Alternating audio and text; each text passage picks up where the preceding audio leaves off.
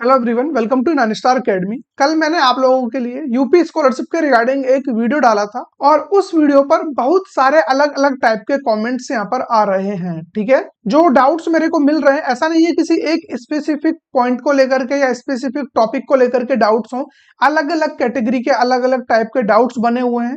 तो मैंने क्या किया, उनमें से लगभग 10 क्वेश्चंस को पिक किया जो सबसे ज्यादा इंपॉर्टेंट आप लोगों के लिए होने वाले हैं। अब जिन बच्चों ने वो कमेंट किए थे उनको तो आंसर मिलेगा ही, उसके साथ साथ बहुत सारे बच्चे ऐसे हैं जिनके वही सिमिलर डाउट्स हैं और वो आज के इस वीडियो में कवर होने वाले हैं। इस तरीके से अगर हम डाउट्स को पिक करेंगे और हर एक बच्चे तक उनके जो सॉल्यूशन से डिलीवर करेंगे तो मुझे नहीं लगता कि कोई भी बच्चा ऐसा होगा जिसको स्कॉलरशिप ना मिले। तो बिना टाइम वेस्ट किए हुए फटाफट आप लोग स्क्रीन पर आइए, वन बाय वन हर एक कमेंट का पोस्टमार्टम करते हैं और उसका एग्जैक्ट सॉल्यूशन आप तक पहुंचाते हैं।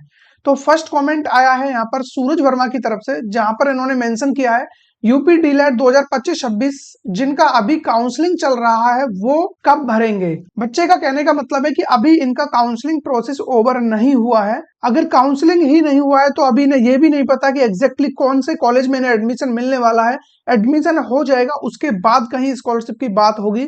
तो इन बच्चों के लिए मैं बता दूं, आप लोगों के लिए देखो, अभी जो ये सिनेरियो चल रहा है आपको पता है लास्ट डेट क्या है, 14 जनवरी लास्ट डेट होने वाली है, जो कि आज हो चुकी है ऑलरेडी। तो आज डेट ओवर हो जाएगी। तो जिन बच्चों को कॉलेज मिल गया है वो तो रजिस्ट्रेशन कर लेंगे, लेकिन जिनको नहीं मिला है आप लोगों के लिए सीधा सा मैसेज यही है कि अगर आप लोगों के लिए रजिस्ट्रेशन विंडो यहाँ पर ओपन किया गया दोबारा से तो आप इसका बेनिफिट उठा पाओगे, अदरवाइज आपको स्कॉलरशिप नहीं मिलेगा। ये हर साल का रहता है। डीलेड वाले बच्चों की जो काउंसलिंग है वो बहुत लेट तक चल रही होती है और इस वजह से बहुत सारे बच्चे हैं जो स्कॉलरशिप का बेनिफिट नहीं ले पाते हैं। ठीक है, उसके बाद जो नेक्स्ट क्वेश्चन है वो आया है यहाँ पर। हाँ, लारे परवेज का डाउट क्या है, एक बार मैंने इनकम सर्टिफिकेट अपडेट कर दिया लेकिन मेरे में दोबारा ऑप्शन आ रहा है। एक बार अपडेट कर दिया उसके बाद दोबारा आ रहा है। सेम टाइप का एक बच्चे का और डाउट है, सोनू का। उनका कहना है कि आप ये बताओ सर कि फर्स्ट ईयर में पिताजी का आय लगाया था, ठीक है, आय लगाया था, तो सेकंड ईयर में आय प्रमाणीकरण का ऑप्शन क्यों आ रहा है और क्या करें। तो इन बच्चों के लिए मैं बता दूं, अगर आप लोगों ने देखो इनकम सर्टिफिकेट अपना खुद का लगाया था प्रीवियस ईयर में तो उसको अपडेट करके आप वहां पर फादर का इनकम सर्टिफिकेट लगा दीजिए। अगर मान लो आपने पहले से अपने फादर का इनकम सर्टिफिकेट लगा रखा था और आपको फिर भी ऑप्शन आ रहा है, जो कि सभी बच्चों को आया है, आप इकलौते नहीं हो, उन्होंने ये विंडो ओपन किया है सभी के लिए। जिसने अपना डाल रखा होगा वो चेंज कर लेगा और जिसने पहले से पिताजी का डाल रखा है वो उसकी चॉइस है। आप यहाँ पर दोबारा से डालिए मत डालिए। डालने के बाद फिर से ऑप्शन आ रहा है कि आप यहाँ पर सर्टिफिकेट डाल सकते हो, तब भी आपको टेंशन नहीं लेना है। आपकी मर्जी है, आप दोबारा भी वहां पर डालिए या फिर मत डालिए, टोटली आपके ऊपर डिपेंड करता है। बट ये मेक श्योर कर लेना कि आपके फादर की इनकम डिटेल्स आपने डाल दी हैं। ऐसा ना हो कि आपने सबमिट नहीं किया हो या वेरीफाई नहीं कराया हो और ऐसे ही बैक कर दिया हो, लॉग आउट कर दिया हो, आपको लग रहा हो कि अब मैंने यहाँ पर सबमिट कर दिया है। तो एक बार और फिर से सबमिट कर दीजिए, देन आपकी तरफ से आपका काम हो जाएगा डन। उसके बाद हम बात करें, नेक्स्ट कमेंट जो आ रहा है यहाँ पर वो है सुमित कुमार की तरफ से। सर जी प्लीज ये बताओ कि बीएससी नर्सिंग फोर्थ सेमेस्टर में इनका क्या एक सब्जेक्ट में बैक लगा है, ठीक है, और थर्ड सेमेस्टर में पास हूं तो फॉर्म फॉरवर्ड नहीं किया है, कॉलेज वालों ने क्या किया है, फॉर्म फॉरवर्ड नहीं किया है, तो बच्चे का कहना है कि स्कॉलरशिप कैसे मिलेगा। तो मैं आपको बता दूं, आपको स्कॉलरशिप नहीं मिलेगी, क्योंकि यहाँ पर जो भी स्कॉलरशिप दी जाती है वो मेधावी छात्रों को दी जाती है और जिस बच्चे की किसी सब्जेक्ट में बैक आ रही है तो वो किसी भी कंडीशन में मेधावी छात्रों में नहीं आ रहे होते हैं। आई थिंक आप समझ गए होंगे। इसी के चलते हुए कॉलेज वालों ने आपका डेटा फॉरवर्ड नहीं किया है। अगर कॉलेज इसे फॉरवर्ड कर भी देता है और आपको स्कॉलरशिप मिल भी जाता है तो अगेन कॉलेज के पास नोटिस आ जाएगा कि आपने गलत तरीके से बच्चे को स्कॉलरशिप दिलाया है, फिर उसकी रिकवरी भी आपसे की जाएगी और वो पैसा आपको वापस लौटाना पड़ सकता है। ठीक है, उसके बाद नेक्स्ट कमेंट आ रहा है यहाँ पे राजकुमार गौतम की तरफ से। इनका कहना है मेरे कॉलेज में अटेंडेंस 70% है, ठीक है, इसको कब और कैसे इंक्रीज करा सकते हैं। अगेन इनका कमेंट है कॉलेज अटेंडेंस कैसे करेक्ट करें प्लीज बताइए। तो अगर आपकी अटेंडेंस कम है, क्लास 12 मतलब जो भी आप जिस क्लास में पढ़ रहे हो, चाहे 12th में हो चाहे आप पोस्ट ग्रेजुएशन में हो, अगर अंडर ग्रेजुएट किसी भी कोर्स में आपने एनरोल कर रखा है और आपकी जो अटेंडेंस है वो लेस देन 75% यहाँ पर फॉरवर्ड की गई है, उस केस में आपके पास सिर्फ और सिर्फ एक ही ऑप्शन बचता है। पहली बात तो यहाँ पे दो कंडीशन है, एक तो कॉलेज ने गलती से आपकी अटेंडेंस कम भेजी हो या फिर आपकी अटेंडेंस सचमुच में ही कम रही हो, आपने उतना ज्यादा कॉलेज अटेंड किया ही नहीं।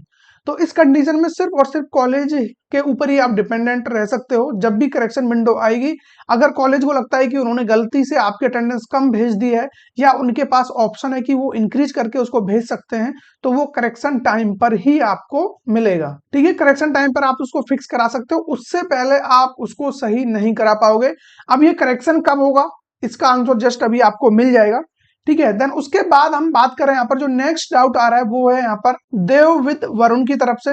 मेरे कॉलेज में बिना बायोमेट्रिक के, ठीक है, इसके कॉलेज में क्या है, बिना बायोमेट्रिक के फॉर्म सबमिट कर लिया है, तो स्कॉलरशिप आ सकती है क्या? अगर देखो बायोमेट्रिक के बिना आपका फॉर्म सबमिट हुआ है तो मेरी तरफ से तो यही है कि आप थोड़ा सा प्रॉब्लम में हो, क्योंकि यहाँ पर अगेन एक नोटिस और निकाला था, न्यूज़पेपर्स में भी आपने देखा होगा कि बायोमेट्रिक कंपलसरी है। अगर जिस भी इंस्टीट्यूट ने बायोमेट्रिक नहीं किया है, इंस्टीट्यूट को अभी से नोटिस भेजना शुरू कर दिया है कि आप बायोमेट्रिक कराइए। तो आप अपने कॉलेज से कांटेक्ट करिए और उनको बोलिए कि सर हमारा बायोमेट्रिक करा दीजिए, अदरवाइज हमें स्कॉलरशिप नहीं मिलेगा। ये एकदम से सीधा सा रूल है उनकी तरफ से। फिर भी आपको मिल जाता है, वो आपके लिए अच्छी बात है। अगर बायोमेट्रिक के बिना भी आपको स्कॉलरशिप मिल रहा है, टोटली वो फिर यूपी स्कॉलरशिप का फॉल्ट होगा कि उन्होंने आपको स्कॉलरशिप दिया। अदरवाइज रूल यही कहता है कि बायोमेट्रिक मैंडेटरी है। ठीक है, आई थिंक आपका जो कमेंट है उसका आंसर मिल गया होगा। नेक्स्ट कमेंट है सुशील कुमार की तरफ से, सर अभी तो डिस्ट्रिक्ट से वेरीफाई नहीं हुआ है तो क्या करें? तो जिन भी बच्चों का डिस्ट्रिक्ट लेवल से वेरीफाई नहीं हुआ है, मैं आपको क्लियर कर दूं, अभी ऐसा एक भी बच्चा नहीं है जिसका डिस्ट्रिक्ट लेवल से वेरीफाई हुआ है। और अगर हुआ है तो वो आप ट्रैक नहीं कर सकते। इन दोनों में डिफरेंस मैं बताता हूँ क्या अंतर है। इसके लिए थोड़ा सा आपको इधर आना पड़ेगा। देखिए, जो बच्चे फर्स्ट फेज में अपना फॉर्म फॉरवर्ड कराए हैं, आप लोगों को पता होगा कि 10 दिसंबर तक आपका फॉर्म फॉरवर्ड होना था फर्स्ट फेज वाले बच्चों को। तो उन बच्चों का जरूर से यहाँ पर डिस्ट्रिक्ट लेवल से वेरीफाई हो गया होगा, लेकिन वो आपको नहीं शो करेगा, वो जन समिति जो पोर्टल है वहां पर शो करेगा। ये चीज मैं ऑलरेडी पिछले वीडियो में भी कवर कर चुका हूँ। और जिन बच्चों का फॉर्म 10 दिसंबर से पहले फॉरवर्ड हुआ है, जन समिति पोर्टल पर वेरीफाई हो गया है 10 जनवरी तक, तो उन बच्चों को स्कॉलरशिप आएगा 24 जनवरी तक। इन बच्चों को 24 जनवरी को स्कॉलरशिप मिल रहा होगा। लेकिन अगर आपका फॉर्म लेट फॉरवर्ड हुआ है या पहले फॉरवर्ड हो गया है, लेकिन आपका डिस्ट्रिक्ट लेवल से वेरीफाई नहीं हुआ है, डिजिटल सिग्नेचर से हस्ताक्षर नहीं हुए हैं उस पर, तो जो आपका स्कॉलरशिप है वो 24 जनवरी को नहीं आएगा। फिर वो आपका स्कॉलरशिप आएगा 16 मार्च को। ठीक है, फिर वो 18 मार्च को आपका स्कॉलरशिप आएगा। फिर 18 मार्च तक आपका स्कॉलरशिप ओवरऑल आ जाएगा, कहने का मतलब ये है। ठीक है, अब यहाँ पर देखो कुछ और चीजें हैं। अभी आपका फॉर्म कब वेरीफाई होगा वो भी मैं आपको बता देता हूँ। अगर अभी तक आपका डिस्ट्रिक्ट लेवल से वेरीफाई नहीं हुआ है तो वो शुरू होगा आपका 28 जनवरी से 9 फेब। ये है आपका जो फॉर्म डिस्ट्रिक्ट लेवल से वेरीफाई होगा उसके लिए डेडलाइन। तो इस स्टेट से और आप ट्रैक कर पाओगे, प्रॉपर आप ट्रैक कर पाओगे कि आपका जो स्टेटस है वो क्या चल रहा है, कहीं वो रिजेक्ट तो नहीं हो गया है, कहीं कोई करेक्शन तो नहीं आया है। सारी चीजें आप 9 फरवरी तक ये आइडेंटिफाई कर पाओगे अपने पोर्टल पर, क्योंकि जो ये वाली जो स्क्रूटनी होगी ना, इसमें सारी चीजें स्टूडेंट के पोर्टल पर और जन समिति पोर्टल पर दोनों पर डाली जाएंगी। और जो फर्स्ट फेज का ये जो भी यहाँ पर प्रोसेस हो रहा है 24 जनवरी स्कॉलरशिप डिस्ट्रीब्यूशन के लिए, ये टोटली जन समिति पोर्टल पर हो रहा है, इससे आपका लेना देना नहीं है। ठीक है, आई थिंक समझ में आ गया होगा। नेक्स्ट कमेंट की हम बात करें तो वो है यहाँ पर सनी की तरफ से। तो यहाँ पर इन्होंने बोला भैया करेक्शन विंडो कब खुलेगा बीएससी स्टूडेंट के लिए? तो आप बीएससी में हो या किसी अनदर कोर्स में हो, करेक्शन विंडो सभी बच्चों के लिए सेम टाइम पर ओपन होने वाला है। और उसके लिए जो डेडलाइन है वो है आपके लिए 10 फरवरी से लेकर के 13 फरवरी, क्योंकि आपको 9 फरवरी तक यानी कि 28 जनवरी से 28 जन से आपका 9 फरवरी तक तो यहाँ पर आपको पता ही चलेगा, यानी कि ऑनलाइन स्क्रूटनी होगी इस टाइम पर। तो 9 तक आपको पता चल जाएगा कि आपके में कुछ करेक्शन है या नहीं है, कुछ भी त्रुटि वगैरह होगी तो उसके लिए फिर ये टाइम आपको दिया गया है कि 10 फरवरी से 13 फरवरी तक आप इसको करेक्ट करा सकते हो। उससे पहले आप यहाँ पर करेक्शन नहीं करोगे, या फिर ये कहें कि 9 फरवरी से 28 जनवरी से 9 फरवरी तक आपको पता चलेगा कि आपके में क्या प्रॉब्लम है। प्रॉब्लम होगी तभी करेक्शन करोगे, अदरवाइज करेक्शन करने की जरूरत आपको है ही नहीं। तो आई थिंक ये प्रॉब्लम भी आपका सॉर्ट आउट हो गया होगा। उसके बाद नेक्स्ट कमेंट की हम बात करें तो वो है यहाँ पर कार्तिक यादव की तरफ से है। मेरा बीए, ठीक है, इनका बी, अच्छा, मेरा बस फॉरवर्डेड लिखा हुआ है और डेट शो नहीं हो रहा है, क्या मेरा स्कॉलरशिप आ जाएगी? तो जितने भी बच्चे इस तरीके से हैं कि फॉर्म तो फॉरवर्ड हो गया है बट आगे डेट मेंशन नहीं हो रहा है, तो ऐसे बच्चों को टेंशन लेने की जरूरत नहीं है। मैं पहले ही आपको बता दूं, कंडीशन सिर्फ ये है कि आपका फॉर्म फॉरवर्ड होना चाहिए, किस डेट को हुआ है वो डेट मेंशन हो या ना हो, उनके पास डेटा है। फॉरवर्डेड लिखा हुआ है, इसका मतलब वो अभी आज के टाइम से पहले ही फॉरवर्ड हो गया है, क्योंकि ओवरऑल टाइम तो अभी काफी है फॉरवर्ड होने के लिए, लगभग 27 जनवरी तक फॉरवर्ड वगैरह ये सारा प्रोसेस चलता रहेगा इंस्टीट्यूट की तरफ से। तो आपको टेंशन लेने की कोई जरूरत नहीं है 1% भी, आपका काम सब कुछ सॉलिड है अगर शो नहीं हो रहा है। इसके अलावा कुछ बच्चे ऐसे भी होंगे जिनका स्टूडेंट क्लेम फीस वो नहीं हो रहा होगा, तो उन बच्चों को भी टेंशन नहीं लेना है, ठीक है। आई थिंक समझ गए होंगे। नेक्स्ट कमेंट जो आने वाला है वो है यहाँ पर आदम क्रिकेटर की तरफ से, मेरे बैंक अकाउंट का आईएफएससी कोड चेंज हो गया है, मतलब जो भी इनका बैंक अकाउंट रहा होगा या तो किसी दूसरे बैंक में मर्ज हो गया होगा या जो भी रीजन रहा होगा, क्या स्कॉलरशिप आएगा। फर्स्ट ईयर में आई थी। तो मैं आपको क्लियर कर दूं, बैंक अकाउंट का चाहे आईएफएससी कोड हो चाहे कुछ भी चेंज हो, उससे आपको कुछ फर्क नहीं पड़ने वाला है। बस ये याद रखना कि आपका जो भी अकाउंट है वो आधार सीडेड होना चाहिए, आधार कार्ड से मैप्ड होना चाहिए, बस ये कंडीशन है। और आधार कार्ड से मैप्ड होने का ये पूरा पूरा पुख्ता सबूत है कि आपको इससे पहले स्कॉलरशिप आ चुका है, तो लिटरली आपको 1% भी सोचने की जरूरत नहीं है, आपका स्कॉलरशिप इस बार भी 100% आने वाला है, ठीक है। अब यहाँ पर जो लास्ट क्वेश्चन मैंने रखा हुआ है वो होने वाला है, यहाँ पर आप देख सकते हो अर्न विद अभी भाई, मेरे पास 3 अकाउंट है, इनके पास 3 बैंक अकाउंट है और सब आधार लिंक्ड हैं, 2 अकाउंट फ्रीज हैं, तो क्या जो अकाउंट सही है क्या उसमें स्कॉलरशिप आएगा। तो पहली बात तो मैं एक चीज आपको क्लियर कर दूं, आपका जो कहना है कि आपके पास टोटल 3 अकाउंट हैं, ठीक है, 3 अकाउंट आपके पास हैं, नो प्रॉब्लम। लेकिन जो आपको ये लग रहा है ना कि तीनों ही आधार लिंक्ड है, आधार लिंक्ड होना अलग बात है और आधार से सीडेड होना अलग बात है। आधार कार्ड से सिर्फ एक ही बैंक अकाउंट सीडेड होता है, ये चीज मैं आपको पहले ही क्लियर कर देता हूं। ऐसा कभी नहीं होगा कि आपके मल्टीपल अकाउंट्स आधार कार्ड से सीडेड हों। और ये कैसे पता चलेगा ये मैं आपको अभी बता दूं। आपको आधार कार्ड की ऑफिशियल वेबसाइट पे जाना है, वहां पर आधार सीडिंग स्टेटस आपको चेक करना है, ठीक है। तो उससे आपको पता चल जाएगा कि कौन सा आपका बैंक अकाउंट है जो आधार से सीडेड है, और जो बैंक अकाउंट आधार से सीडेड होगा सिर्फ पैसा उसी में आएगा। अगर वो ब्लॉक्ड अकाउंट वाला आपका सीडेड हुआ तो पैसा आपको नहीं मिलेगा, वो लौट जाएगा।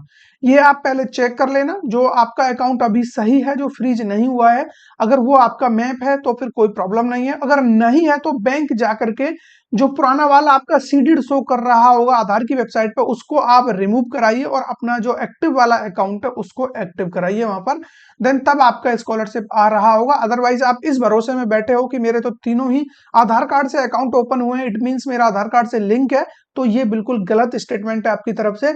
आधार कार्ड से लिंक्ड होना अलग बात है और आधार सीडेड होना अलग बात है। आधार सीडेड उसको बोलते हैं हम, जितने भी गवर्नमेंट की स्कीम्स होती हैं उनसे जो भी फंड आता है, जो भी पैसा आता है, वो सिर्फ और सिर्फ वो उसी अकाउंट में आएगा जो सीडेड होगा।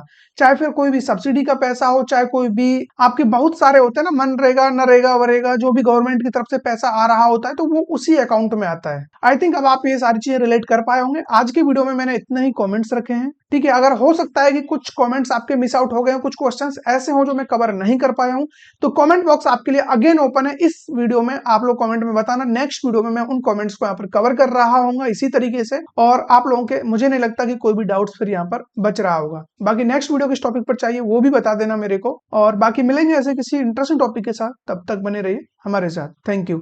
चैनल को सब्सक्राइब करना मत भूलना, क्योंकि जब तक स्कॉलरशिप नहीं मिलेगा ना, ये चैनल आपको थ्रू आउट ऐसे ही हेल्प करता रहेगा।